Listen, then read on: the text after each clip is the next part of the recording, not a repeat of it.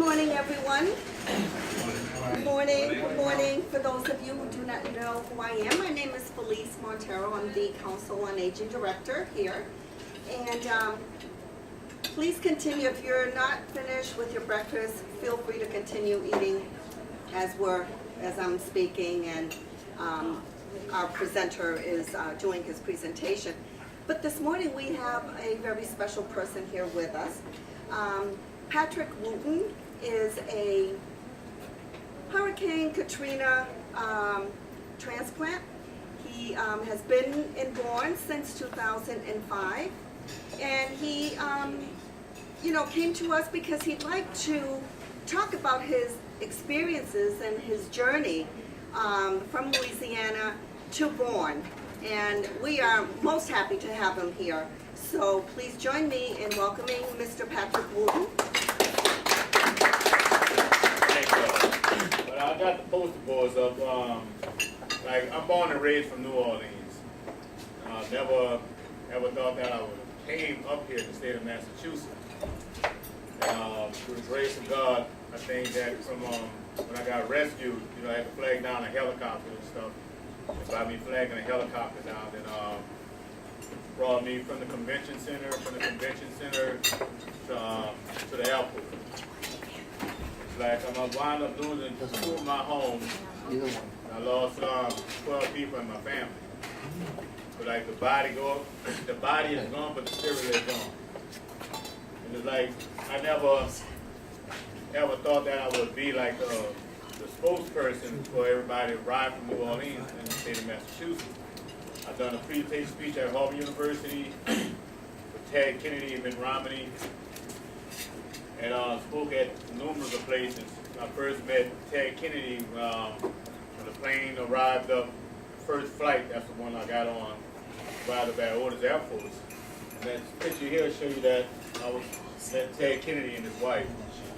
This one here shows I spoke at the State House and I met Mitt Romney and his wife. But I spoke at several places, and I thank God that I still here to live to speak about it. And so it's been 10 years ago, and it's like everybody think that it's all fine and dandy down in New Orleans. The only place where it's nice and fine is in the city, the suburbs, for tourists and everything like that.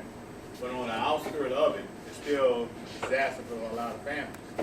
You got like 3 to 4 miles underneath a bridge down in New Orleans. If you ever go down there to visit it, you will see they have people that's living underneath the bridge. And so what I'm doing, I'm being that voice, for a lot of people down in New Orleans that's still struggling here and there. But it's like, sometimes people just give up. But I thank God, they give me the strength, to carry this on. So it's not too much of, like it's donating the money, but the main thing is like with prayers. That's something you cannot buy. So, if you pray for the people that's still struggling here and there, what I'm saying, it motivates them to go forward in life. So that's what I'm doing. It's like, because I don't spoke at numerous of places, so these are things that I'm going to continue to do. I know I'm going to be a success of doing what I'm doing. So it's a pleasure, that y'all taking the time to come here to hear me. I really appreciate all this. And by this, it builds my character and my spirit up to keep doing what I'm doing. Like so. So if y'all have anything you'd like to ask me, I would be glad to ask. Plus, one of the things I'm one of New Orleans' finest cooks. Yeah. So if y'all like Creole Cajun meals, trust me, I would gladly fix that for you. But the thing about it, before you try my food, I hope y'all locate a good attorney. The reason why I say that is because I can guarantee the very next day you talk Creole Cajun, you eat my cooking. Oh yeah. Yes, sir. I can remember when that hurricane was, and it's just about over. The Coast Guard from Otis had sent a whole crew down there. Yeah. I didn't realize they were one of the first ones there. And I saw them coming back after they had done their duty down there. They were all on the highway. I couldn't believe how many of them from Otis were part of that. Yeah. It's like with the storm, like, the very, after, when the water and everything was trying to settle down, and it's like a lot of people came in to rescue us and help us. Then with Bush and FEMA, they said, wait, hold up, don't go in there just yet. And everybody said, what you mean don't go in there, just these people need help. And it's like, I have a document tape on it, they're telling me I was playing this for y'all, but it was more disaster than anything. It was more crazy than anything, but sometimes, it's like, they say only the strong survive. But what wound up happening with me, I was with at my mother's house, and my wife, she was down like 14 miles at her parents' place. And so I had to, after the storm, I had to walk through the water, like waist to chest high, to go rescue her and stuff like that. And I had to, before I got there, I had to stop and help all these other families and stuff like that. And you talking about something that's crazy, I was saying like, whoa. Like a lot of times you can see it on TV and stuff, on movies, but once you really been there, living that life and been through it, it's nothing at all like being on the movie. It was real. So, I went through a lot. Yeah. When you got up here, did you find that there was sufficient services to help you get into temporary settlements and maybe possibly find jobs and that sort of thing? Yes. Was that part of the program? I know a lot of people volunteered to help out over at Otis to get everyone settled down, but did that go relatively smoothly? It went, like from the beginning of it, Yeah. Like everything, like when I got off the plane and stuff, they got off one of New Orleans Saints Flair. I told them no, but within that time, you had to sign your name, all these different papers and stuff. I told them at the moment I couldn't do nothing because I was so much, went through so much, and I had told them I needed to talk to somebody, to get all the frustration out of it. And then after that, I signed the papers, and so yeah, they had helped us by me losing 2 homes, 12 people in my family, and wind up, they assist us like with Section 8 and things like that. But by me working 22 years on the drilling rig, I never would assume that I would ever deal with a Section 8 Social Security and all this and that. Because I love to work, and the thing about it is like, excuse me, and I prefer to do the things that I love to do. I never want to assist any type of assistant. I like to stay working, get back where I was at. But sometimes you have to take your time to crawl, get back where you was at. So, but the thing about it, I'm so happy, that the people up here, took the time to give us these things. But by losing so much that you had, and to start back over from scratch, it wasn't quite that easy. No, I would understand that. I mean, you did lose a lot, family-wise and so forth. We could see it on the news, but as bad as it was, I'm sure it was worse. Yeah, it was kind of a lot worse than what it really was. But the thing about it, though, is like how worse it was, but it's like you have to be that strong a person. It's like to build your confidence back up, to say, hey, I'm not going to let this tear me down. I'm going to go forward, to reach my goals where I was at first. And so, like, these are things that I'm doing, And it's like the tears that I'm sharing today is more tears of joy, that I'm here and that I can speak, you know what I'm saying, still for the people that's down there, because a lot of people don't have the guts and the spirit, you know, within themselves, because they still torn down, that they just throwing the towel. I said, that's not me. I said, the ones that's throwing the towel, I just let them know, hey, you ain't got to worry about it. They have somebody here to speak for them mostly. And these are things that I want to do. Yeah. And I know like a lot of times, a lot of people been in the service, they lost a lot, you know, things like that, you know, so it gives me that same motivation and high spirit. And I look back at a lot of y'all, say, hey, you know, y'all been through, you lost friends and everything like that too. You know, you just got to just hold your head up high and just keep going forward. And, you know, and the doors will open up for you. So that's how I see life. Yes, sir. All the damage Katrina did as of 10 years ago, is it all built up today? Certain areas. Normal?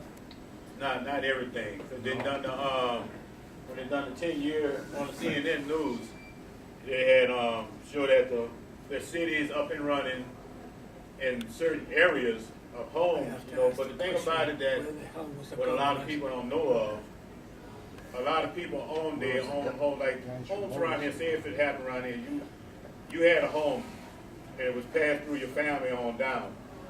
Then a bad storm comes. Then everything is wiped out. But you want to build back on your home.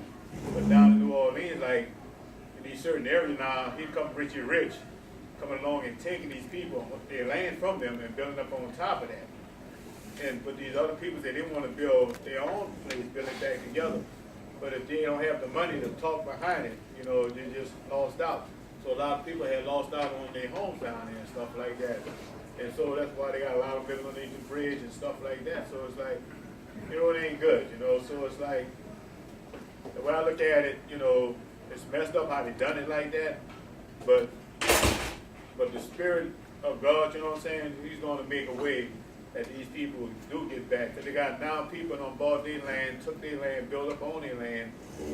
And they're saying that now, order for them to move back, and they own their property, where these people built up, they jacked the rent up so high and everything else. And a lot of people down there, they're struggling and stuff, trying to find work here and there. But they say they want to go back home. But then somebody else built up on top of their land, they say it's no longer yours. And, you know, that's kind of messed up. But that's going on, you know, that's practically like anywhere in the world, like if they had a bad disaster, that you would see that happen to a lot of people.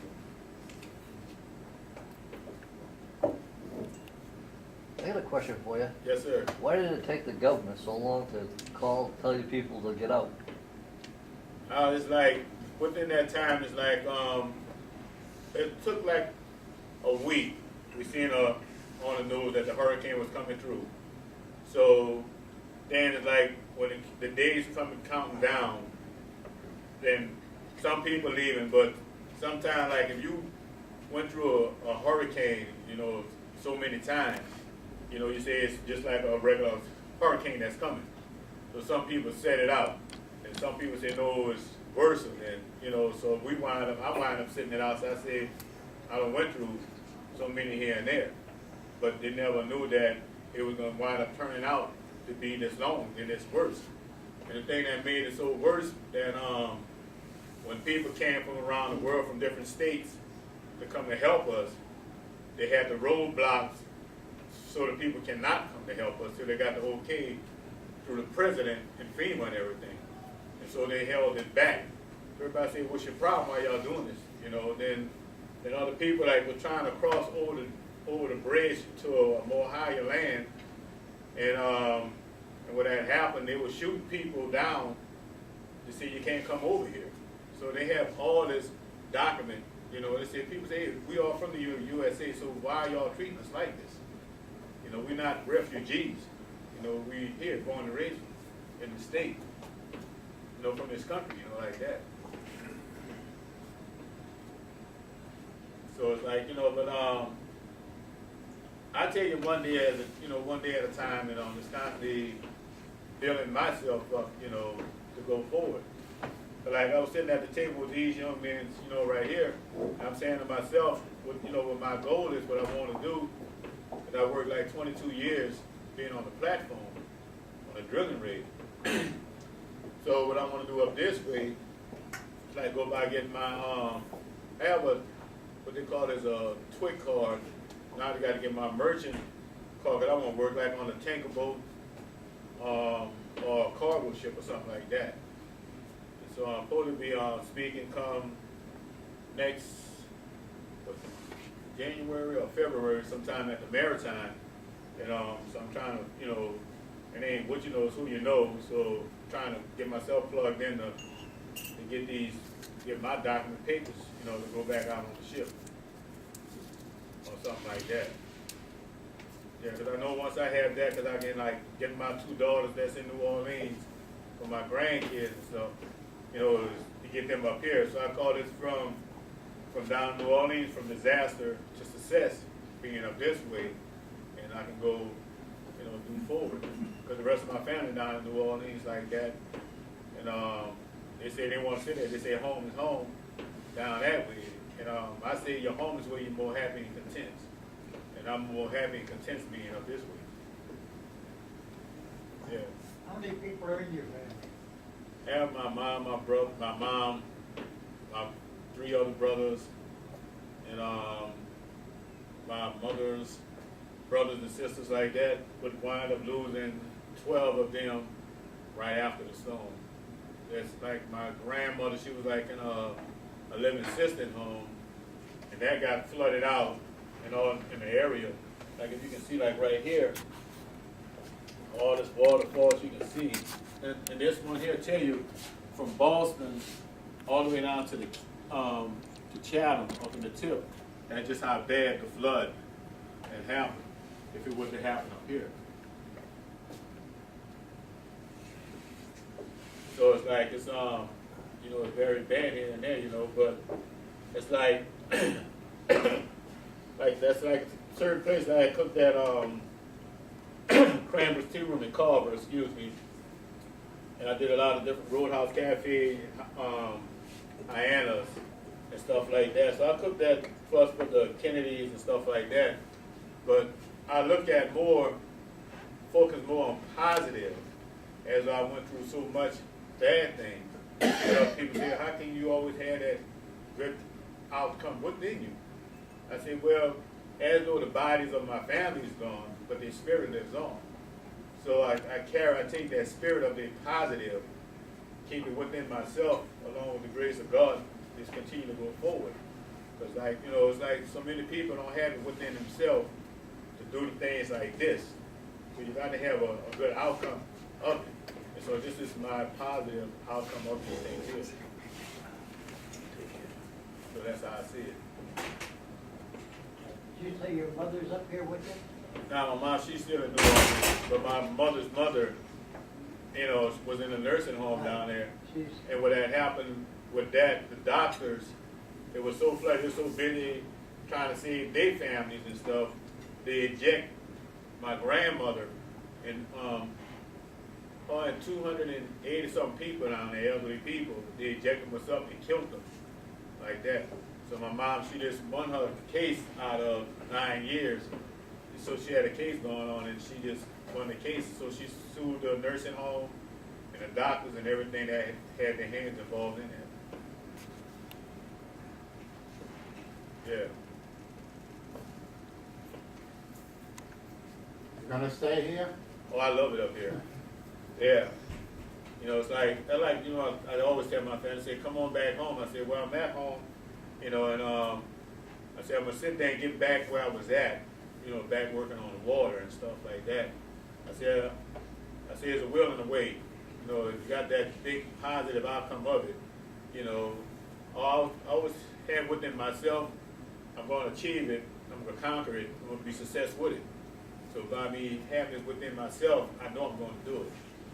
So it's nothing that's going to turn me around and take it away from me, because I'm going to go forward and to conquer it. And the ones that think that I cannot be successful with it, once I conquer it, then I go back to the ones that say, hey, you thought I couldn't do it, I have it. It's all about the willpower, it's not giving up, it's the willpower to keep going forward. That's the way I see it.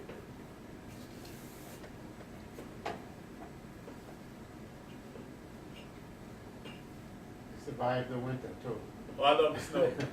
But the reason I can see, like, with the snow up here is like, at least you can dress up for it, you know, dress up or dress down. But when it's hot, you know, what could you really do? You know, so it's like down south, you know, the humid is so bad, you know, but up this way it's like you got your full season. So it's like I don't like it up here. I love it up here, stuff like that. So you know, that's like I'm trying to get my kids, you know, back up this way. You know, say hey, but down south, you know, there's so much crime and things like that. So it's like I want to get them from there to get them up here. Yeah. And more crime. So I know for sure everything will be all right. Yeah. Yeah. But I mean, I really really appreciate, you know, that y'all have the time to listen to me, you know, talk, you know, to hear my say on this. It means a lot. Yeah, it really does. Oh, you got a good attitude too. Yes. Yes. Yeah, thank you. All the money that was raised for Katrina and disaster and everything, has that already been dispersed? But that money, Are they still holding back on a lot of it?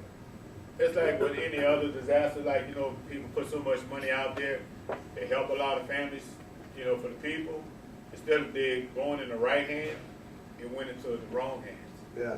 It's like, That's all. they got the guy that Ted McGuire that helped me with this, you know, and I've been knowing him since I got up here. So when I've done the 10th year one with him, so I have a fundraising going for it's like a motorcycle club that helps a lot of people that's, you know, family that's struggling here and there, help them with burial grounds, you know, when people cannot afford to bury their family, so they raise the money up and to help kids, you know, with computers and trying to get them off the streets, to get him in the motivation of good things. So I had asked, you know, he had asked me, hey, Pat, why don't you let me do something like this for you? I said, no problem. So he's got, you know, now I'm glad, at first, you know, like certain things I didn't know how to go by doing this, where to get the money being donated to. So I had the money, I told him, let's get it going towards the Insane Hunters in Algiers, New Orleans, and towards the bike club to help the kids, battered women, and stuff like that. You say, okay, let's get it going. So me thinking that this guy gonna had this money, so instead of it going to me, it went towards him. So he went down to New Orleans. So I'm calling. I said, hey, did this guy bring y'all the money yet? Or did you get the money? Did you get the money? He said, no. I said, did he contact y'all? No. So I'm calling him and say, bro, what's happening? Did you? Oh, I'm gonna get it to him. And all of a sudden, they really didn't get it. So that like answered the question, like all the money that people sent. You know what I'm saying? You think you're putting it towards, there's no from yourself, you're putting it towards good deeds. But sending it to who is the one that's, where's it really going? Well, my attention is like, if I had it my way, you know, I would get like a fundraising thing going and get people that's from up here that's willing to travel with me to New Orleans and give it to the people that's, you know, that really need it. Like that, then they can see themselves where their funds going at. And they can see it themselves when they come back, while they're down there, they can film it, take pictures, and they can send it up here and say, hey, this is what's happening, so we're putting it towards a good use over here. Don't send it to here, put it towards somebody that's really going to use it to help these people out. Like that. So that's the way I'm trying to, you know, get with somebody that can work with me to set something up. You know, hey, you can do it this way, and this the right way how to go by doing it. So if that's so, then I would be glad to, you know, to take that advice, you know what I'm saying, and deal with somebody that can help me to get the money going the right way to the right people. Like so, but I don't want to like just, like I had confidence in this person here, thinking he was going to use it, but he used the money to go to New Orleans, but he went to the festival and everything like that, but he didn't put it towards the cost of the people that really needed it. Like so. How many people are in this area that come up and down there? It was 280 something people that arrived up at Otis. And within that period of time, like I don't went from riding around from New Bedford, Fall River, Hyannis, all along the Cape, you know, around the Salvation Army, asking them, do y'all know of anybody from New Orleans that's still up this way, that y'all, you know, help me find them and see what they going through or where they at or where they struggling at. And everybody said they couldn't find no one. I said, I know for sure they still have people up here, but it's like, then I thought I could reach them because they had like on Cape Cod Times newspaper, they had me on the front page. They had me on the front page, Born Enterprise, you know, on the radio station and, you know, stuff like that. I thought about people probably hearing me or reading upon me, you know, say, hold on, we need to get with this guy here that can help us. Like so. So if y'all probably know anybody that's working in that type of field, you know, I'd be glad, you know, get somebody to help me with it, yeah. You know, that's what I'm looking forward for, you know. It's not like that I'm looking and say, hey, this guy looking for money just for himself. No, it's not for me. It's for the people that's in need of it. The only thing what I'm asking of, you know, somebody, you know, like once I get my credentials and things to work on the tanker ship or something like that, if I get something like that, then, oh man, you just don't know. That'd be the hand I fan with right there. Yeah. And I can take my, you know, some of my money and donate it towards, you know, the cost of the people down there that struggle. Because I like when I was in New Orleans, I always like going to the poor area, like, you know, the bayou and everything where people struggling at, and buy them things and stuff like that. So here you go. Because it's your name, that's all that you have. You know, so it's your choice. If you want your name to be good, let it be good. If you want your name to be bad, it's going to be bad. So I look at more the outcome of being more on the positive side. And I can see that now, like when I went on the internet myself, I'm looking at it and say like, whoa, they got all these different places where I spoke at. You know what I'm saying? Like, whoa, it's a lot of places. And I started to get a book going, and somebody write a book about my story, my life, what I went through and everything. And I said, like, this is good. So I can take that and put that towards people that's struggling here and there. So if it would be a time that it's something like what happened to me, you know, somebody say, hey, I remember that guy. You know, it's like it's your name. He's doing was things that's in positive ways and things that going forward with him. You know, it's not just thinking of himself. You know, so like if you think, so I'm thinking more not of myself, but of everybody else. So it's like if anything were to happen, another disaster were to happen, something like this, it would take the next person that they can look at my story and check it and say, hey, if this guy went through it, if he didn't give up, you know, he sees he's going to conquer it, he's going to be successful with it and achieve it. So that's like, I hope other people can look at this and say, hey, if he can do it, I can do it. Like that. So I really do see more of a good thing about this. But when I spoke at Harvard, in the State House, around in a state, you know, around a lot of people, it's like it was not.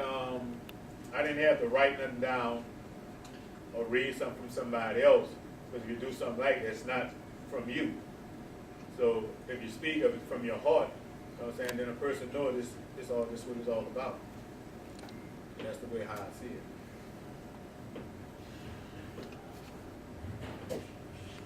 That's life.